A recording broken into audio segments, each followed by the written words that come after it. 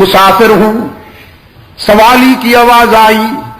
حضرت علی رضی اللہ تعالیٰ عنہ نے اپنی روٹی اٹھا کر اپنے بڑے فرزند حضرت حسن کو دیتے ہوئے فرمایا جاؤ لخت جگر میرے حصے کی روٹی سوالی کو دے کے آ جاؤ, میں پانی پی کر افطاری کر سکتا ہوں. حضرت حسن رضی اللہ تعالیٰ عنہ نے روٹی لے لی. عرض کیا ابا حضور اگر اجازت ہو تو میں اپنے حصے کی روٹی بھی سوالی کے لیے لے جاؤں. فرمایا سبحان اللہ, اس میں اجازت کی کون سی بات ہے. شہید کربلا رضی اللہ تعالیٰ عنہ حضرت حسین نے بھی اپنے حصے کی روٹی اٹھا کے حسن کے دامن میں ڈال لی. تینوں روٹیاں لے کر جب حضرت حسن جانے لگے تو سیدہ فاطمہ اس میدان میں کیسے پیچھے رہتی. انہوں نے تو صحابت کے گر محمد کی گود میں سیکھے تھے, انہی کی تو تعلیم و تربیت تھی. فرمایا بیٹے میرے حصے کی روٹی بھی سوالی کے لیے لے جاؤ, میں بھی محمد کا خون ہوں نا, پانی سے افطاری کر لوں گی. چاروں روٹیاں لے جانے لگے. حضرت حسن سیدنا علی کی خادمہ حضرت فضہ خادمہ اور کنیز تڑپ اٹھی اور اپنے حصے کی روٹی اٹھا کر بھی حسن کے دامن میں ڈال دی. عرض کیا شہزادے میرے حصے کی روٹی بھی سوالی کے لیے لے جاؤ تاکہ دنیا کو پتہ چل جائے کہ صرف علی کا گھرانہ ہی سخی نہیں ہوتا, علی کے غلام بھی سخی ہوتے ہیں.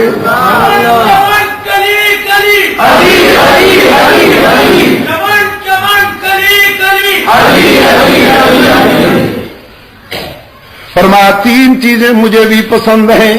مہمان کی خدمت کرنا بہت پسند ہے, راہ حق میں شمشیر چلانا بھی بہت پسند ہے, اور گرمی میں روزے رکھنا بھی بہت پسند ہے.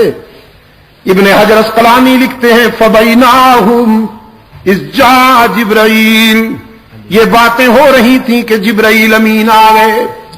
فقال ارسلنا اللہ تعالی لما سمع مقالتکم, اللہ کے محبوب یہ مذاکرہ فرش پہ ہو رہا تھا, اللہ نے مجھے عرش سے بھیجا ہے کہ میں بھی اس مذاکرے میں شامل ہو جاؤں. تین چیزیں اپنی بھی بیان کرنے آیا ہوں اور تین چیزیں اللہ کی پسند کی بھی بیان کرنے آیا ہوں. فرمایا ان کنت من اہل الدنیا, اگر میں دنیا والوں میں سے ہوتا تو پھر سنیے تین چیزیں میری بھی پسند کی ہیں. ارشاد الضالین, گم کردہ راہوں کو سیدھے راہ پہ ڈالنا پسند ہے, جن سے راستہ کھو جائے انہیں صراط مستقیم پر لگانا پسند ہے.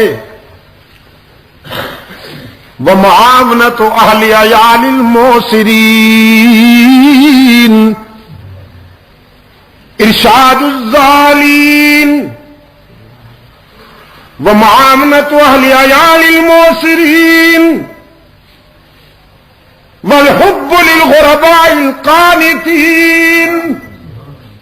تین چیزیں بہت پسند ہیں, گمراہوں کو راہ راست پہ لگانا اور ان غریبوں سے دوستی کرنا جن کی جیب تو خالی ہو لیکن ضمیر محفوظ ہو. کمال تشنگی میں بھی جگر کا خون پی لیں پر کسی کے سامنے دستے دلت دراز نہ کریں. یہ عسرت اور یسرت عزیز دوستو,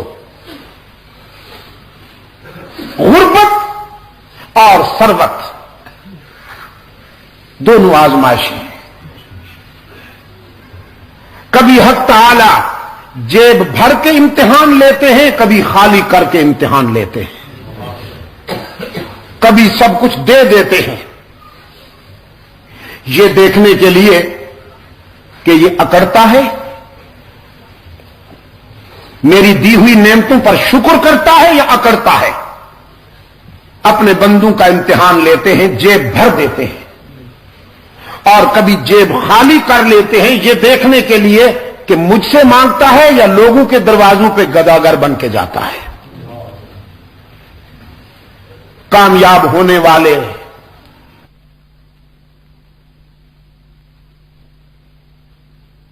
کام لیا کرتے ہیں۔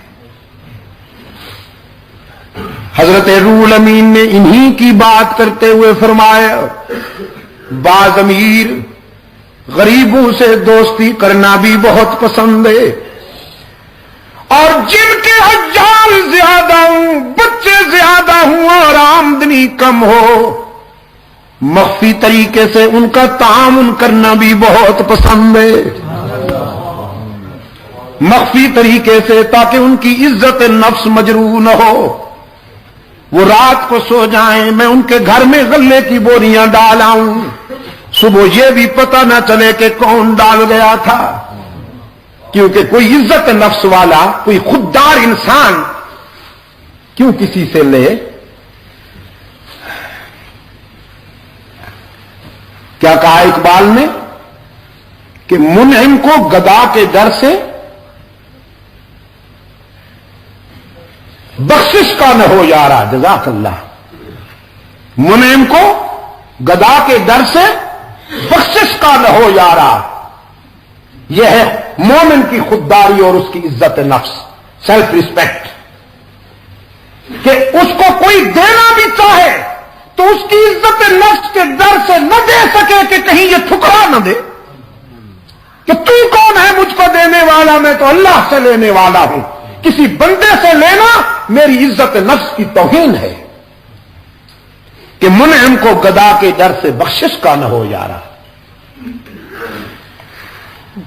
ان لوگوں کا تعاون کرنا پسند ہے۔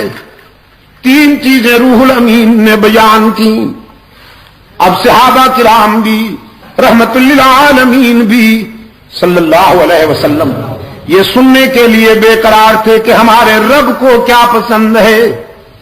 حضرت روح الامین نے عرض کیا اپنے بندوں کی طرف سے تین چیزیں اللہ کو بھی بہت پسند ہیں، بذل الاستطاع والصبر عند الفاقہ والبکاء عند الندامہ۔ جب کوئی جوان اپنی جوانی اور اپنا شباب اللہ کے راستے میں خرچ کرتا ہے تو وہ بھی اللہ کا محبوب بن جاتا ہے، اسے بھی اللہ بہت پیار کرتے ہیں۔ غزوہ احد میں سرکار دو عالم صلی اللہ علیہ وسلم کے قریب ایک منچلا سا نوجوان آیا، ہاتھوں میں اس کے کھجور کا خوشہ تھا، تازہ کھجوروں کا خوشہ تھا۔ عرض کیا اللہ کے محبوب، یہ میری چمکتی ہوئی رانا جوانی، اگر میں اسے قربان کر دوں، ٹکرا جاؤں اللہ کے دشمنوں سے، تو کیا ملے گا؟ رحمت عالم صلی اللہ علیہ وسلم نے فرمایا اللہ کی خوشنودی اور اس کی مسکراہٹ ملے گی۔ وہ نوجوان کہنے لگا اچھا اللہ کی مسکراہٹ ملے گی، خوشہ پھینکا اور آستینے چڑھا کر تلوار لے کر نعرے تکبیر لگا کر ایسے گھس گئے کفار کی صفوں میں جیسے بادلوں میں چاند گھس جاتا ہے۔ سرکار دو عالم صلی اللہ علیہ وسلم نے وہ منظر بڑی شفقت کے ساتھ دیکھا، بڑی گہری توجہ کے ساتھ دیکھا کہ کفار کے پاؤں اکھڑ گئے،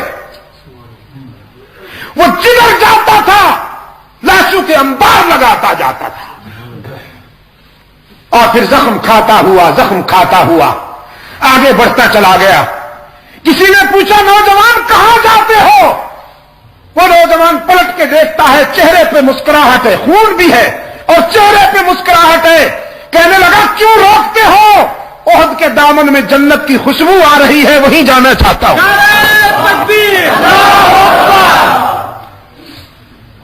اور اسی جذبے کے ساتھ جان دے ڈالی اس نے۔ یہ جوانی بھی اللہ کو بہت پسند ہے۔ بذل